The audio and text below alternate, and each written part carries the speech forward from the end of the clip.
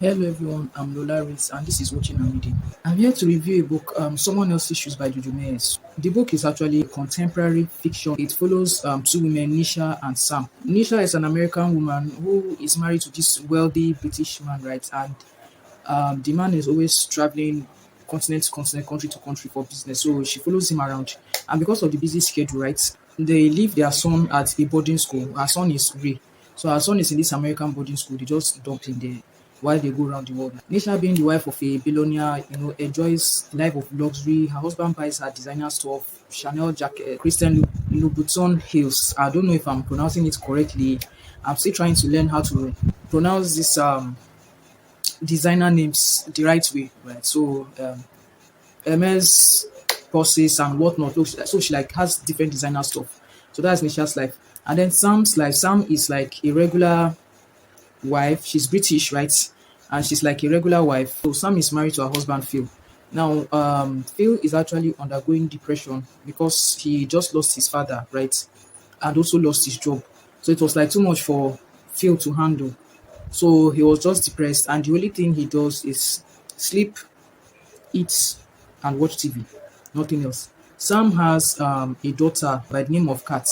Now, what happened? What had happened is that Nisha's husband, Carl, had traveled to the UK, right? So is in the UK currently for business, right?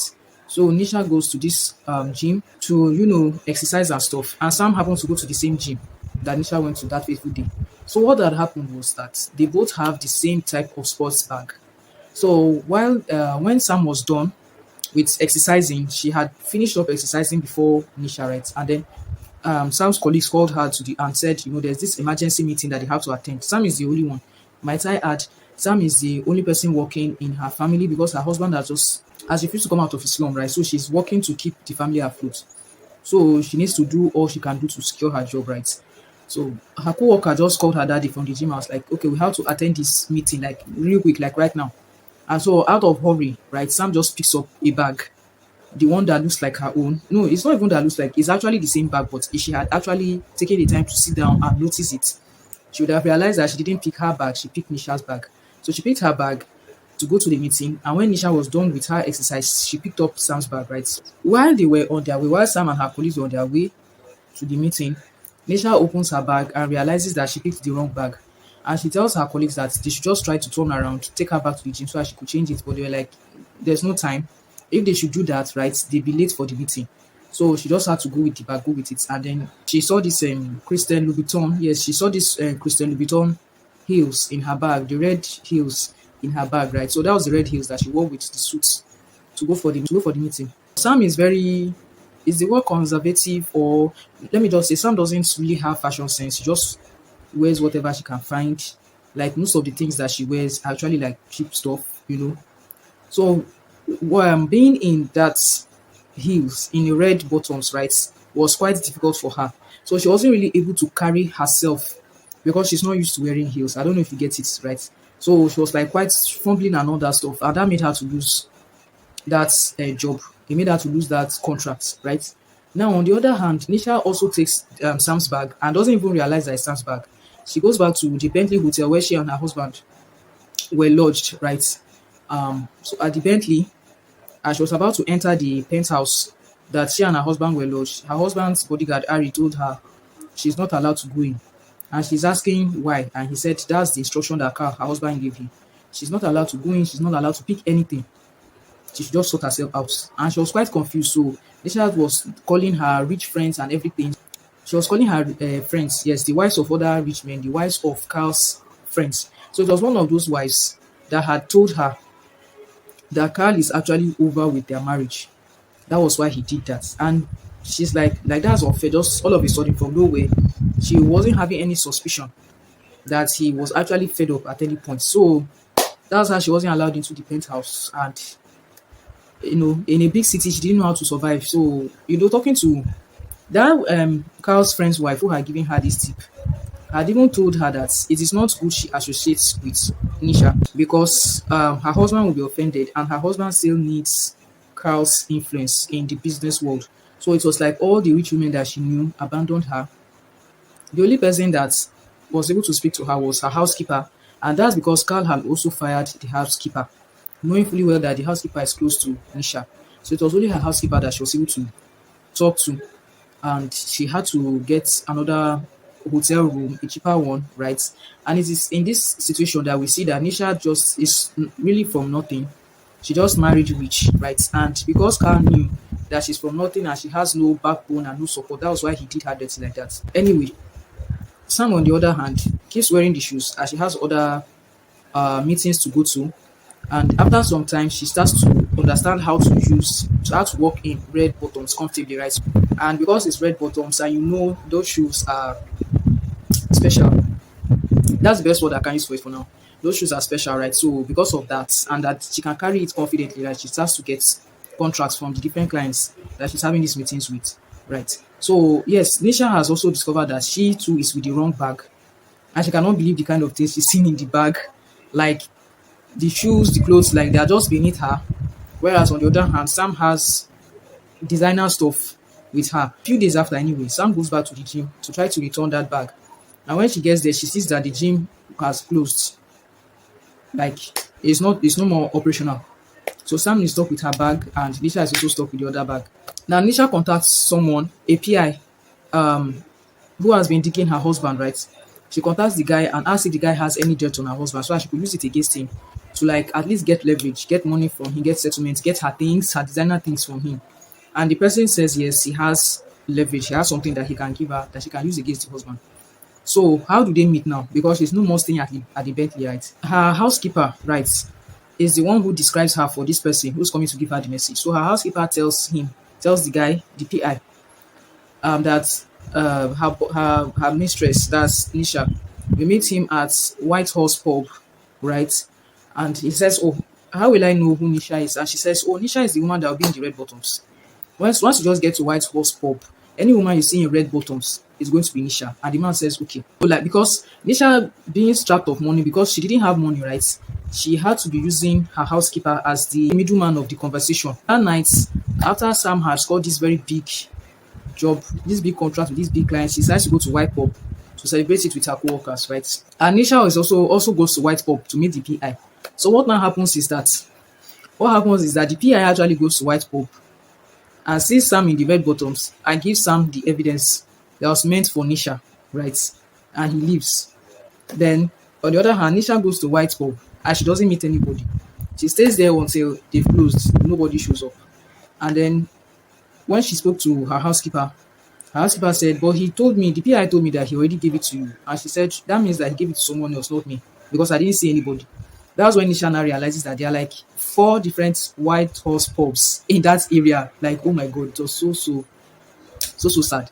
Like, so the last thing that Nisha could use against Carl, her husband, to get her settlement was also given to Sam, along with her shoes and some of her designer clothes, right? Nisha is like, she has crashed. That's the best way I'll explain it. Nisha has crashed because she had no money, she had no food, she had nothing to do.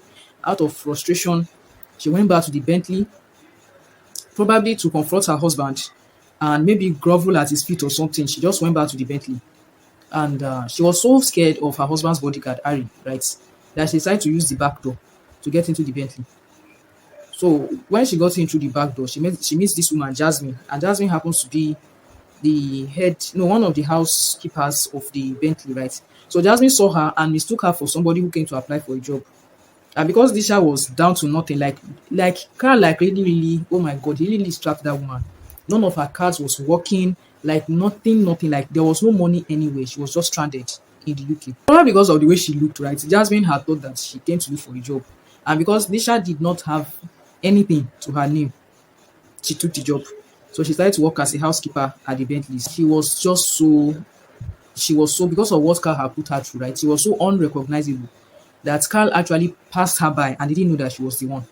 When she was summoned to clean one of the rooms, Carl passed by her.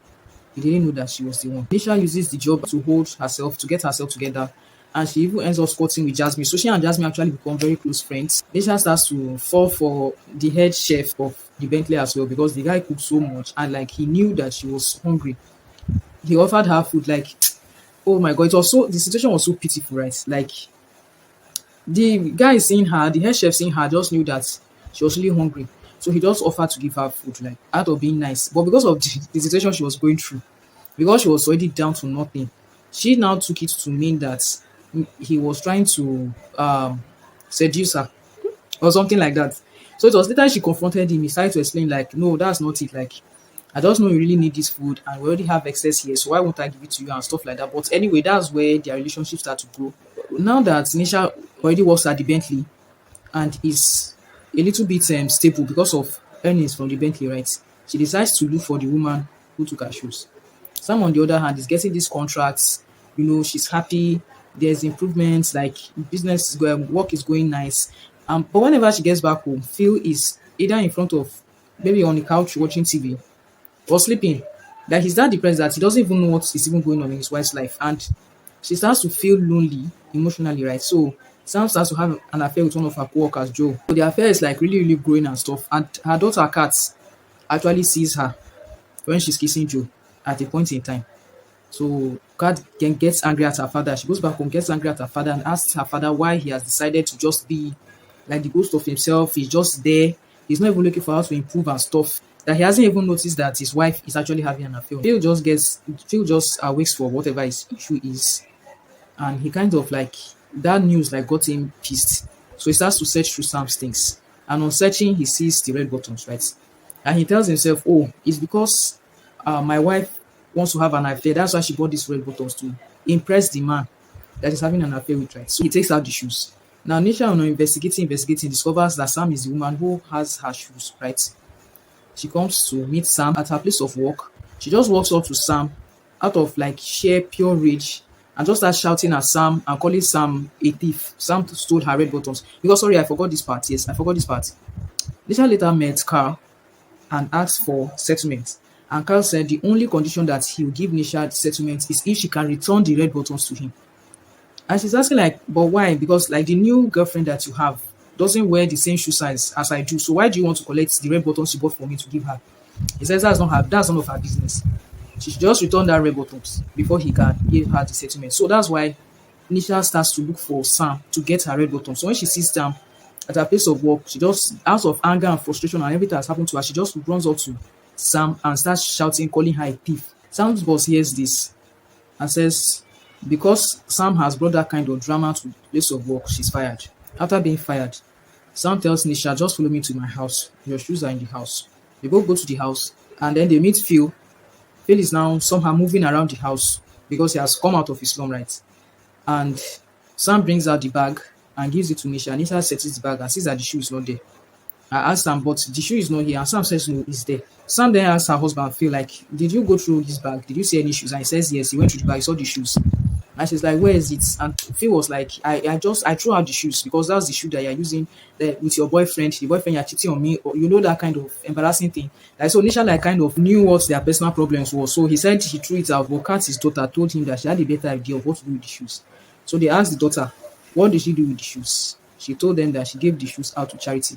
So like, I don't want to reveal more than that happened in the book, right? The book is about the adventures of Nisha and Sam chasing these red bottoms, looking for the shoes, so that Nisha can get her settlement and like Sam can just get the burden off her chest. So that's what the book is about. I really, really enjoyed it. I like that the story was just straightforward.